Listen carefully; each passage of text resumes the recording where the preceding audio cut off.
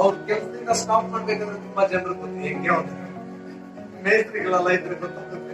ಎಲ್ಲಾ ಕೆಲಸ ಅವ್ರ ತಲೆ ಮೇಲೆ ಹಾಕ್ಬಿಟ್ರೆ ಏನ್ ಮಾಡ್ತಾರೆ ಹೇಗಂದ್ರು, ಸ್ವಾಮಿ ನನ್ನಿಂದ ಓಡಕ್ ಬಿಡ್ತಾರೆ. ಹೌದಾ ಅಲ್ವಾ? ತಕ್ಷಣ ಅಷ್ಟು ಟಾರ್ಚರ್ ಕೊಟ್ರಂತೆ. ಕೊಟ್ಟಿದ್ದಕ್ಕೆ ಆಗಲೇ ಏನ್ ಮಾಡಿದ್ರು, ಈ ಜೀವನ ನನ್ಗೆ ಬೇಕಾಗಿಲ್ಲ, ಈ ಆಸ್ತಿ ಬೇಡ, ಏನ್ ಬೇಡ, ನನ್ಗೆ ಹೋದ್ರೆ ಸಾಕಂತ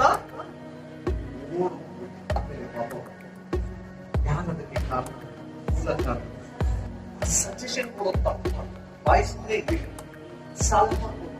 ನೀವು ಯಾರಾದ್ರೂ ಕೊಟ್ಬಿಟ್ಟಿರಿ, ನಾನು ಒಳ್ಳೆ ಆಲೋಚನೆ ಕೊಡ್ತೀನಿ ಅಂತ ನಿಂತ್ಕೋಬೇಡಿ.